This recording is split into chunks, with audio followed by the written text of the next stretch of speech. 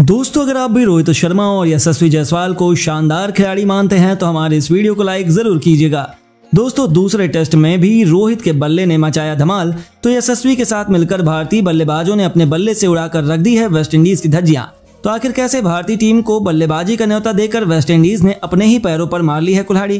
कैसे भारतीय बल्लेबाज बन गए हैं वेस्टइंडीज के गेंदबाजों का बुरा सपना? रोमांचक दूसरे टेस्ट मैच के सेशन की पूरी हाईलाइट का वीडियो हम आपको दिखाएंगे, लेकिन उससे पहले आपको क्या लगता है रोहित गिल और यशस्वी जायसवाल में कौन सबसे शानदार बल्लेबाज है? अपनी राय में नीचे कमेंट करके जरूर बताइए। दोस्तों, पहले टेस्ट में मिली करारी शिकस्त का बदला लेने के इरादे से वेस्टइंडीज के लड़ाके दूसरे टेस्ट में टीम इंडिया की धज्जियां उड़ाना चाहते थे। पोर्ट ऑफ स्पेन के खूबसूरत क्वींस पार्क ओवल मैदान में वेस्टइंडीज का दबदबा हमेशा से कायम था।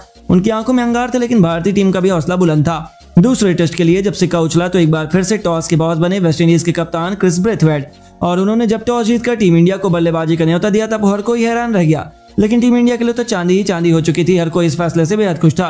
एक बार फिर भारतीय टीम को धाकड़ शुरुआत दिलाने के लिए पिछले मैच के दोनों शतकवीर कप्तान रोहित के साथ यशस्वी जायसवाल की जोड़ी मैदान में उतरी और उन्होंने जहां से छोड़ा था वहीं से इस मुकाबले की शुरुआत की। पहली गेंद पर यशस्वी ने शानदार कट शॉट से मैदान को चीरते हुए 1 नहीं 2 नहीं 3 रन बटोरकर अपना और अपनी भारतीय टीम का खाता खोल लिया।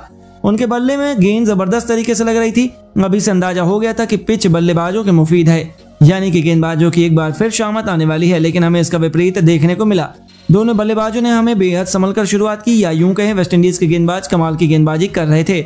उनकी गेंदों में स्विंग और रफ्तार दोनों मौजूद थी, तो बल्लेबाजों को मुसीबतों के दलदल में फंसा रही थी। रन बनाना जितना आसान लगा था उतना ही मुश्किल होता जा रहा था। शुरुआती 4 ओवरों में दोनों बल्लेबाज मिलकर भी 8 रन जोड़ पाए थे। हालांकि टेस्ट मैच के लिहाज से यह स्कोर बुरा नहीं था। वेस्टइंडीज का जोश भी देखते ही बन रहा था। उनके गेंदबाजों में विकेट चटकाने की भूख और आक्रामकता दोनों की वापसी हो चुकी थी। लेकिन तभी जब ऐसा लग रहा था बल्लेबाज मुसीबत में है, कप्तान रोहित के बल्ले ने दहाड़ लगाई और फिर कुछ ऐसा हुआ जिसने मुकाबले की दिशा दशा को ही पलट कर रख दिया। गेंदबाजी करने आए केमार रोच ने अपनी घातक बाउंसर से रोहित को टेस्ट करना चाहा, लेकिन ऐसे ही थोड़े उन्हें पुल शॉट का बादशाह माना जाता है। रोहित ने अपने बल्ले का ऐसा जादू दिखाया कि गेंद उनके बैट से लगने के बाद बाउंड्री नहीं सीधा स्टेडियम के दूसरे स्टैंड में 90 मीटर दूर जाकर गिरी। उनका गगनचुंबी छक्का देखकर तो वेस्टइंडीज के खेमे में उथल पुथल मच गई थी। तो वहीं भारतीय फैंस तो खुशी से झूम उठे थे। हिटमैन ने अब पूरा दबाव वेस्टइंडीज पर ट्रांसफर कर दिया, जहां अभी से उनके गेंदबाजों के पसीने छूटने लगे थे।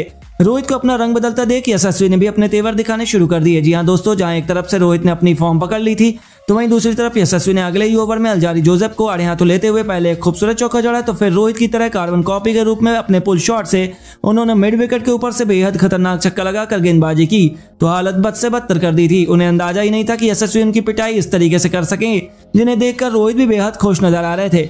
इन दोनों बल्लेबाजों ने अभी से टेस्ट मैच को T20 में तब्दील कर वेस्टइंडीज के धज्जियां उड़ानी शुरू कर दी।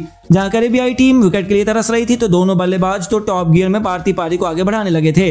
गेंद और बल्ले के बीच हमें जबरदस्त घमासान देखने को मिल रहा था। अभी से इस टेस्ट मैच ने अपनी रोमांच की सारी हदों को छूना पड़ दिया, क्योंकि मुकाबला एक तरफा हो ही नहीं पा रहा था। जहां बल्लेबाज रन बनाने की कोशिश कर रहे थे, तो वहीं गेंदबाज भी अपनी कातलाना गेंदबाजी से पल भर में मुकाबले को अपनी टीम की तरफ ले जाते थे। यानी कि हमें क्लासिकल टेस्ट मैच में एक जबरदस्त राइवलरी का आनंद लेने का मौका मिल रहा था। एक बार फिर यशस्वी जायसवाल को रोक पाना गेंदबाजों की बस की बात नहीं हो पा रही थी। उन्होंने तो अपने सामने आने वाले सभी गेंदबाजों को चौके छक्कों के दर्शन कराने शुरू कर दिया था। अपने गेंदबाजों की पिटाई होता देख कप्तान क्रेग ब्रेथवेट ने तुरंत अपने प्लान में बदलाव किया। उन्होंने बहुत जल्द तेज गेंदबाजों को रोककर स्पिन गेंदबाजों को गेंदबाजी आक्रमण में बुला लिया था। पारी के 10वें ओवर में गेंदबाजी करने वारिकन आ चुके थे, जिन पर विकेट चटकाने की बहुत बड़ी जिम्मेदारी थी, लेकिन ये दोनों बल्लेबाज कमाल के फॉर्म में चल रहे थे। चौथी गेंद पर रोहित शर्मा ने आगे बढ़कर गेंद को लगभग चौके के लिए मार दिया था। हालांकि बाउंड्री से ठीक पहले फील्डर ने उसे पकड़ लिया और रोहित केवल 2 रन ले पाए। लेकिन इससे ही अंदाजा हो गया था कि आज तो वेस्टइंडीज के गेंदबाजों की शामत आने वाली है। पहले 10 ओवर में टीम इंडिया ने 41 रन बना लिए थे। टेस्ट मैचों के लिहाज से यह बहुत बड़ा आंकड़ा है। इसी कारण वेस्टइंडीज का खेमा अभी से गहरे सदमे में आ गया था, क्योंकि भारतीय टीम रॉकेट की रफ्तार से आगे बढ़ रही थी। इन दोनों बल्लेबाजों को रोकने के लिए वेस्टइंडीज ने सभी प्लान अपना लिए, लेकिन ये दोनों बल्लेबाज तो उन पर पानी फेरते जा रहे थे। नतीजा यह हुआ कि देखते ही देखते इन दोनों खिलाड़ियों के बीच अर्धशतकीय पार्टनरशिप भी हो गई और एक बार फिर पहले टेस्ट मैच की दास्तान दोहराई जा रही थी, जहां वेस्टइंडीज को मुकाबले से ये दोनों मुहैया किए जा रहे थे। और जिस तरीके से ये दोनों बल्लेबाजी कर रहे हैं, ऐसा लग रहा था कि ये दोनों बड़ी आसानी से अपने अर्धशतक पूरा करने वाले हैं, क्योंकि गेंदबाज इन दोनों को आउट करने में पूरी तरह से विफल साबित हो रहे थे। और पहले सेशन में तो टीम इंडिया ने वेस्टइंडीज पर पूरी तरह से दबदबा बनाते हुए इस सेशन को अपने नाम कर लिया है। लेकिन दोस्तों, अब आपको क्या लगता है, भारत और वेस्टइंडीज के बीच खेले जा रहे इस दूसरे टेस्ट मैच में कौन सा खिलाड़ी बन सकता है मैन ऑफ द मैच? कौन लगाएगा शतक? अपनी राय में नीचे कमेंट करके जरूर बताएं और ऐसी शानदार खबरों के लिए हमारे चैनल को सब्सक्राइब करना ना भूलें। धन्यवाद।